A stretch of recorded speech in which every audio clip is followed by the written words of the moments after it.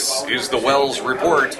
I'm the aforementioned Wells, John David, we are here to hold their feet to the fire. We are finding representation very scarce in Washington, D.C. That's why we came to try to contribute a little bit of it ourselves. Our executive producer is Shotgun Scotty Johns. Our technical director is the cowboy, Alan Garrett Young. Our news director is Therese Arena. If news breaks out, we will find out about it first. You can count on that here at Stimulating Talk 570 KLIF. Also coming up, Skyview Traffic with Bill Jackson and lots more from Washington, D.C. as we try to unravel this amazing puzzle that has brought us here, that the amazing disregard for federal law on a huge scale, and that's illegal immigration. Joining us now is, by the way, before we go any further, I got to say thanks again to the Learning Annex and Signature Smile Dentistry.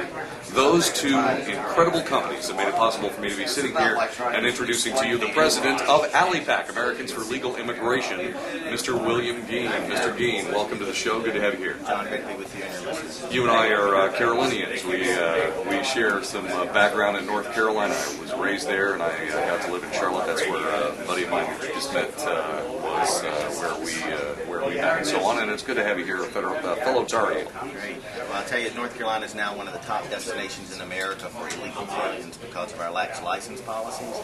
And there are a lot of people that have left Texas and left California to get away from the problems associated with illegal immigration, its impact on the tax base, the medical system, the gangs, the violence, even more drugs. And you should see how disappointed they are now that they've moved so far away to find themselves once again right back in the middle of it. So one of the messages in the country is there's really no place left to run. This is from coast to coast. Yes. Give us a quick rundown about what ALIPAC is and what you do. Well, we're located on the web at alipac.us, and we're the largest archive of information in existence about this topic. We have supporters in all 50 states, and we focus on local, city, state, and federal legislation, campaigns, and elections. And our basic motto is enforce our existing immigration laws, secure the borders, and illegal aliens will leave. They're leaving Georgia because Georgia has announced they're willing to enforce the law. They're leaving parts of Pennsylvania because they have announced that they're going to start. So a little bit of enforcement goes a long way. And, but you know, Texas is in a lot of trouble. And Southern California is in big too. So it's going to take the whole country pulling together. We need people in Maine understanding what's happening in Dallas and backing each other up. It's going to take our efforts. Weekend before last, I went to Falfurrias, Texas, with the Texas Border Volunteers. I went down there with spent the entire night chasing illegal immigrants that are coming over this 17-mile stretch that we keep our eyes on, and hundreds of them make it by every weekend, every day, every week. It's hundreds, and it's just unbelievable. I knew that there were plenty of people coming across the border. I couldn't believe how many, and what can we do to support what you do? What can we do to move it forward? How do we help ALIPAC? Well, what we want people doing right now is part of holding the fire. This is really the story you have going on right now. We need everyone that can be here with us in D.C. to help us keep the phones ringing off the hook. It started this morning, and we've talked to congressional staff. The calls, emails are coming in from across the country. People are scheduling district visits. But look, we're up here fighting. If you listen to what we're saying and you agree, you cannot afford to sit there and just let it go, because they're going to try to pass an amnesty before the 2008 elections pick up, and they're going to call it guest worker, temporary worker, warm fuzzy bunnies. They're going to call it something, anything but what it is. They want to keep their cheap imported workforce. Now, one of the messages we're broadcasting to the country, because we don't have a lot of time left here, we need people to understand that they have been betrayed on the highest levels of their government.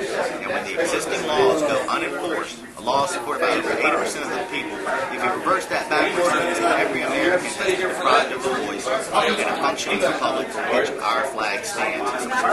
It's talking about some heavy.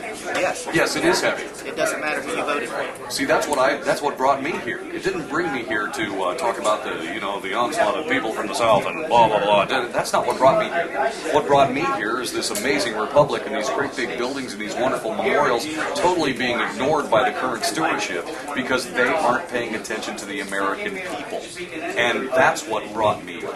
I mean, this is a huge problem, I guarantee it, but the biggest problem we have shakes this foundation, shakes this republic's foundation right to the very core. And the people out there listening right now, nodding their head with you that would lift a finger to help, they're why it's happening. No prior generation of Americans ever let this happen. My grandparents' generation came back from World War II, and under Eisenhower promptly blew out 1.6 million illegal aliens. And they say another 1 or 2 left just because they got the message. Only through American apathy, combined with the multi-billion-dollar industry behind this trail, if something like this happens. Now, you guys are fighting amnesty. Give us a definition of what amnesty means to you. Well, it goes to some basic fundamentals as we find ourselves surprised explaining the law in 2007. For any law to be a deterrent, the penalties must be greater, equal to or greater than the crime. Can you imagine what it would be like if the penalty for robbing a bank was you had to return half of the money if and only if you were caught? There wouldn't be a bank open in America. Or what if the fine for stealing a car was $2,000? How many people do you think would be driving $4,000 or $5,000 cars? Because the penalties must be greater. This is Basic law. It's street thugs know it. People 3,000 years ago knew this. We know this. Right now, the penalties are less than the gains. Exactly. And the only thing, since illegal aliens have stolen things worth, hard to put a price tag on, including the sovereignty of, putting a price tag on American citizenship, the only penalty that they can pay that comes anywhere close to their crimes is to return the countries of which they are citizens of. And only when that happens can you turn off the flow. Right now, the word is out, up and down Central and South America, that the borders have been opened by the Bush administration, and if you want to get yours, you get in the door fast. And the Minutemen down there are reporting that there's an amnesty rush on. Hundreds. Thousands, 6 to 10 per night.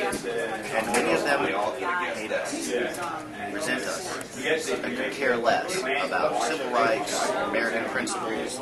It's a grab, it's a fire sale.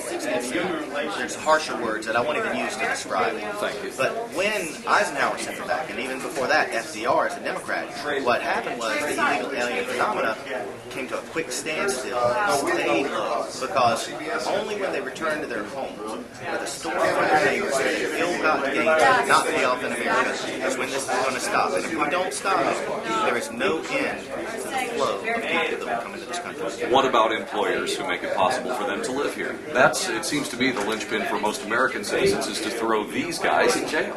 Well, most Americans believe that they should be fined and or prison. And you will see, you've heard about some raids recently. Yeah. Well, that's the all. Swift Company raid right there in Texas. Okay, that's all for show because the cat got out of the bag. By 2004, all fines had ceased against employers.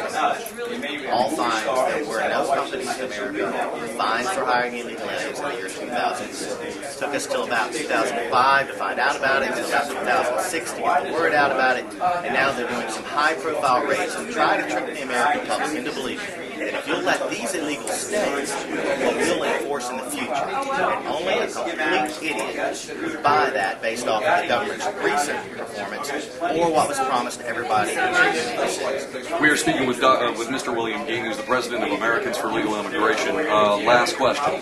They say it over and over and over again. Well, you can't deport 20 million people. Well, you don't have to. This third option is called attrition. If you crack down on the employers so the illegals don't have jobs, if you take away the welfare benefits, another thing now, Texas is an in-state tuition, making taxpayers. Hey, I did my best. I did my best. I did my best. I did it. I talked about it on Friday. I did my best. Are you that crazy?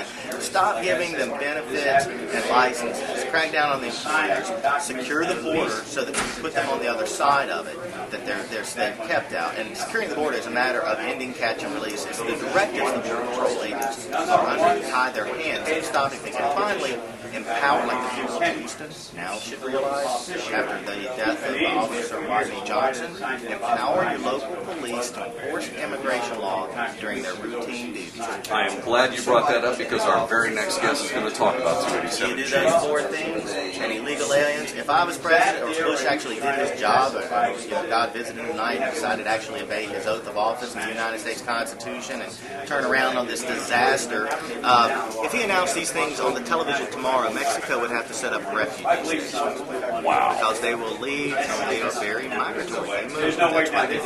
They can move here, they can move back. Mr. William Gheen, President Americans for Legal Immigration. A pleasure to have you, sir. I'll be back with you. You certainly will. I can guarantee that. Thank you. All right, 287G. What is all that?